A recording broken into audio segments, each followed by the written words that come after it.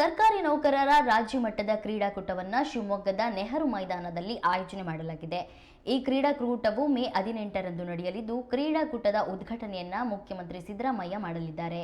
ಈ ಕುರಿತು ಇಂದು ಶಿವಮೊಗ್ಗದಲ್ಲಿ ನಡೆದ ಪತ್ರಿಕಾಗೋಷ್ಠಿಯಲ್ಲಿ ಸರ್ಕಾರಿ ನೌಕರರ ಸಂಘದ ರಾಜ್ಯಾಧ್ಯಕ್ಷ ಸಿಎಸ್ ಷಡಾಕ್ಷರಿ ಮಾಹಿತಿ ನೀಡಿದರು.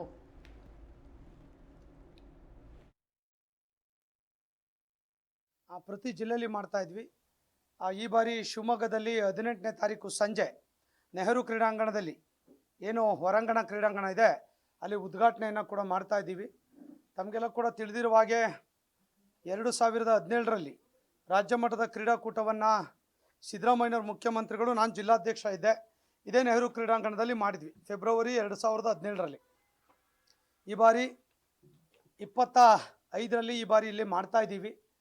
ತಮಗೆಲ್ಲ ಕೂಡ ಗೊತ್ತಿರುವ ಹಾಗೆ ಆ ಒಂದು ಕ್ರೀಡಾಕೂಟವನ್ನು ಸನ್ಮಾನ್ಯ ಮುಖ್ಯಮಂತ್ರಿಗಳು ಉದ್ಘಾಟನೆ ಮಾಡ್ತಾರೆ. ಉಪಮುಖ್ಯಮಂತ್ರಿಗಳಾಗಿರುವಂಥ ಡಿ ಕೆ ಶಿವಕುಮಾರ್ ಅವರು ಧ್ವಜಾರೋಹಣ ಈ ಥರದ್ದು ಮತ್ತು ಕ್ರೀಡಾ ಜ್ಯೋತಿ ಸ್ವೀಕಾರ ಈ ಥರದ್ದೇನು ಸ್ಪೋರ್ಟ್ಸ್ ಪ್ರೋಟೋಕಾಲ್ ಇದೆ ಅದು ಮಾಡ್ತಾರೆ. ಸೊ ಈಗಾಗಲೇ ಮುಖ್ಯಮಂತ್ರಿಗಳಿಗೆ ವಿನಂತಿ ಮಾಡಿದೆ, ಬರ್ತೇವೆ ಎನ್ನುವಂಥ ಮಾತನ್ನು ಹೇಳಿದ್ದಾರೆ. ಉಪಮುಖ್ಯಮಂತ್ರಿಗಳು ಕೂಡ ಬರ್ತೀವಿ ಅಂತ ಹೇಳಿ ಕನ್ಫರ್ಮ್ ಮಾಡಿದ್ದಾರೆ. ಇನ್ನುಳಿದಂತೆ ಶಿವಮೊಗ್ಗ ಜಿಲ್ಲೆಯ ಶಾಸಕರುಗಳು, ಇಲ್ಲಿನ ಸ್ಥಳೀಯ ಶಾಸಕರು, ಲೋಕಸಭಾ ಸದಸ್ಯರು ಅವರೆಲ್ಲರೂ ಕೂಡ ಆಹ್ವಾನ ಪತ್ರಿಕೆಯನ್ನು ಕೊಟ್ಟಿದ್ದೇವೆ. ಎಲ್ಲರೂ ಬರ್ತೀವಿ ಅಂತ ಹೇಳಿದ್ದಾರೆ. ಹಾಗೆ ಬೋರ್ಡ್ ಕಾರ್ಪೊರೇಷನ್ ಚೇರ್ಮನ್ಸ್ಗಳು ಕೂಡ ಹೇಳಿದ್ದೇವೆ, ಅವರು ಕೂಡ ಬರ್ತಾ ಇದ್ದಾರೆ ಮತ್ತು ಅಧಿಕಾರಿಗಳು ಕೂಡ ಬರ್ತಾ ಇದ್ದಾರೆ. ನಮ್ಮೆಲ್ಲೆಯ ಜಿಲ್ಲಾಧ್ಯಕ್ಷಗಳು, ರಾಜ್ಯದ ಪದಾಧಿಕಾರಿಗಳು ಎಲ್ಲರೂ ಕೂಡ ಈ ಕಾರ್ಯಕ್ರಮದಲ್ಲಿ ಭಾಗವಹಿಸ್ತಾ ಇದ್ದಾರೆ. ಇದರ ವಿಶೇಷವಾಗಿ ಸುಮಾರು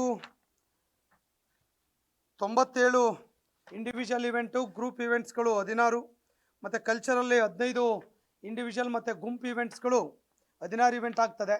ಎಲ್ಲೆಲ್ಲಿ ಇವೆಂಟ್ ಆಗುತ್ತೆ ಅಂತ ಹೇಳಿದ್ರೆ ಕ್ರಿಕೆಟು JNNC ಇರ್ಬೋದು, ಫುಟ್ಬಾಲು ಪೆಸಿಟ್ ಕಾಲೇಜ್ ಗ್ರೌಂಡ್ ಇರ್ಬೋದು, ಇಲ್ಲಿರುವಂಥ ಸ್ಟೇಡಿಯಂನಲ್ಲೆಲ್ಲ ಅಥ್ಲೆಟಿಕ್ಸ್ ಇರ್ಬೋದು, ಶಟಲ್ ಈ ಕಡೆ ರಾವು ಆ ಶಟಲ್ ಕೋರ್ಟ್ ಅಲ್ಲಾಗುತ್ತೆ. ಸೊ ಕೇರಮ್, ಚೆಸ್, TT ಈ ಥರದ್ದು, ಆಮೇಲೆ ನಾಟಕ ಕುವೆಂಪು ರಂಗಮಂದಿರ, ಆಮೇಲೆ ಅಂಬೇಡ್ಕರ್ ಭವನ ಇರ್ಬೋದು, ಇಲ್ಲಿ ನಮ್ಮ ಸರ್ಕಾರಿ ನೌಕರ ಭವನ ಇರ್ಬೋದು, ಸುವರ್ಣ ಸಾಂಸ್ಕೃತಿಕ ಭವನ, ಹೀಗೆ ಎಲ್ಲ ಥರದ ಜಾನಪದ ನೃತ್ಯ ಈ ಥರದ್ದೆಲ್ಲ ಸುಮಾರು ಇಷ್ಟೇನು ಈವೆಂಟ್ಸ್ಗಳು ಹೇಳಿದ್ದೇವೆ, ಸುಮಾರು 142 ಈವೆಂಟ್ಸ್ಗಳು ಕೂಡ ಒಂದೊಂದು ಕಡೆ ಈವೆಂಟ್ಸ್ಗಳೆಲ್ಲ ಕೂಡ ಆಗುತ್ತೆ. ಸೊ ಈ ಒಂದು ಕ್ರೀಡಾಕೂಟದಲ್ಲಿ ಸುಮಾರು 14,000 ಜನ ಸರ್ಕಾರಿ ನೌಕರು, ಕ್ರೀಡಾಪಟುಗಳು, ಅಧಿಕಾರಿಗಳು ಭಾಗವಹಿಸ್ತಾ ಇದ್ದಾರೆ. ಎಲ್ಲದೂ ಕೂಡ ಆನ್ಲೈನ್ ಸಿಸ್ಟಮ್ ಇದೆ ನಮ್ಮಲ್ಲಿ, ನೋ ಆಫ್ಲೈನ್, ಎಲ್ಲ ಆನ್ಲೈನಾಗಿ ಎನ್ರೋಲ್ ಮಾಡ್ತಾರೆ, ಎಲ್ಲ ಆನ್ಲೈನಲ್ಲಿ ಕೂಡ ಇದರಲ್ಲಿ ಭಾಗವಹಿಸ್ತಾರೆ. ಭಾಗವಹಿಸುವಂಥವ್ರಿಗೆಲ್ಲ ಕೂಡ ರಿಜಿಸ್ಟ್ರೇಷನ್ ಬೆಳಗ್ಗೆ 9ರಿಂದ 4 ಗಂಟೆವರೆಗೆ ರಿಜಿಸ್ಟ್ರೇಷನ್ ಆಗುತ್ತೆ. ಇಲ್ಲಿ ನಮ್ಮ NES PU ಕಾಲೇಜ್ನಲ್ಲಿ ಆಗುತ್ತೆ ರಿಜಿಸ್ಟ್ರೇಷನ್ನು. ಅಲ್ಲಿ ಭಾಗವಹಿಸುವಂಥವ್ರಿಗೆಲ್ಲ ಕೂಡ ವ್ಯಾಲ್ಯೂಬಲ್ ಟ್ರ್ಯಾಕ್ ಶೂಟ್, ಒಂದು T-ಶರ್ಟ್, ಒಂದು ಟ್ರ್ಯಾಕ್ ಸೂಟ್, ಹಾಗೆ ಒಂದು ಕ್ಯಾಪನ್ನು ನಾವು ಅವ್ರಿಗೆ ಕೊಡ್ತಾ ಇದ್ದೇವೆ ರಿಜಿಸ್ಟ್ರೇಷನ್ ಸಂದರ್ಭದಲ್ಲಿ. ಅದೆಲ್ಲ ಹಾಕ್ಕೊಂಡು ಅವರು ಸ್ಪೋರ್ಟ್ಸಲ್ಲಿ ಪಾರ್ಟಿಸಿಪೇಟ್ ಮಾಡ್ತಾರೆ. ಹಾಗೆ ಅಲ್ಲಿ ಕುವೆಂಪು ರಂಗಮಂದಿರದ ಹಿಂಭಾಗ ಇರುವಂಥ NES ಗ್ರೌಂಡಲ್ಲಿ ಇಡೀ ಫುಲ್ಲು ದೊಡ್ಡ ಶಾಮಿಯಾನ ಕೂಡ ಆಗ್ತಾಯಿದೆ, ವರ್ಕ್ ಸ್ಟಾರ್ಟ್ ಆಗಿದೆ. ಸುಮಾರು 15,000 ಜನಕ್ಕೆ 3 ದಿನಗಳ ಕಾಲ ಬೆಳಗ್ಗೆ ತಿಂಡಿ, ಕಾಫಿ, ಟೀ, ಮಧ್ಯಾಹ್ನ ಊಟ, ರಾತ್ರಿ ಊಟ, purely vegetarian, total 9 times 3 days ಪೂರ್ತಿ ಅವ್ರಿಗೆ ಒಂದಿನ ಹಿಂದೆ ಸೇರಿಕೊಂಡು ಕೂಡ ಹಿಂದಿನ ದಿವಸ ರಾತ್ರಿ ಕೂಡ ಸೇರಿಕೊಂಡು ಎಲ್ಲದನ್ನು ಕೂಡ 17 ರಾತ್ರಿಯಿಂದ ಸುಮಾರು ಎಲ್ಲ ಬರೋರಿಗೆ ಎಲ್ಲ ಕೂಡ ವ್ಯವಸ್ಥೆಗಳನ್ನು, ಊಟದ ವ್ಯವಸ್ಥೆಗಳನ್ನು ಮಾಡಿದ್ದೇವೆ. ತುಂಬ ಅಚ್ಚುಕಟ್ಟಾದ, ಶುಚಿ ಮತ್ತು ರುಚಿಯಾದ ಊಟದ ವ್ಯವಸ್ಥೆಗಳಿರ್ತದೆ. ಎಲ್ಲ ಬ್ಯಾರಿಕೇಡ್ ಸಿಸ್ಟಮ್, ಊಟ ಕೌಂಟ್ರ್ ಎಲ್ಲದು ಕೂಡ ತುಂಬ ಕ್ವಾಲಿಟಿ. ಸೊ ಅದೆಲ್ಲ ಕೂಡ ಮಾಡ್ತಾ ಇದ್ದೀವಿ. ಇದ್ರ ಜೊತೆ ವಸತಿ ವ್ಯವಸ್ಥೆಗೆ ಸಂಬಂಧಪಟ್ಟಂತೆ ಸೋಷಿಯಲ್ ವೆಲ್ಫೇರ್, BCM ಹಾಸ್ಟೆಲ್ ಮತ್ತು ಮೈನಾರಿಟಿ ಹಾಸ್ಟೆಲ್ಸ್ಗಳನ್ನ ಈಗಾಗಲೇ ಕೂಡ ನಾವು ತಗೊಂಡಿದ್ದೇವೆ. ಸುಮಾರು 13-14 ಸಾವಿರ ಜನಕ್ಕೆ ಎಲ್ರಿಗೂ ಕೂಡ ವಸತಿ ವ್ಯವಸ್ಥೆಗಳನ್ನು ಮಾಡಿದ್ದೇವೆ. ಇನ್ನೆಲ್ಲೆಲ್ಲಿ ಅವಶ್ಯಕತೆ ಇದೆ, ಬೆಡ್ಸ್ಗಳೆಲ್ಲ ಬೇಕು ಅದೆಲ್ಲ ಬೆಡ್ಸ್ ಮಾಡಿ ತುಂಬ ಸಿಸ್ಟಮೆಟಿಕ್ಕಾಗಿ ಹೈ ಸ್ಟ್ಯಾಂಡರ್ಡ್ನಲ್ಲಿ ಅವ್ರಿಗೆಲ್ಲ ಕೂಡ ವಸತಿ ವ್ಯವಸ್ಥೆಗಳನ್ನು ಕೂಡ ನಾವು ಮಾಡ್ತಾ ಇದ್ದೇವೆ.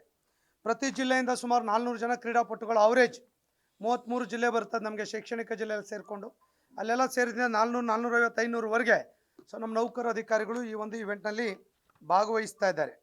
ಇದಾದ ನಂತರ first day Rajesh Krishnan singer ಮತ್ತು ಸರಿಗಮಪ ಟಾಪ್ ಸಿಂಗರ್ಸ್ಗಳು ಅವರೆಲ್ಲ ಕೂಡ ಒಳ್ಳೊಳ್ಳೆ ಸಿಂಗರ್ಸ್ಗಳೆಲ್ಲ ಕೂಡ ಇದರಲ್ಲಿ ಭಾಗವಹಿಸ್ತಾ ಇದ್ದಾರೆ.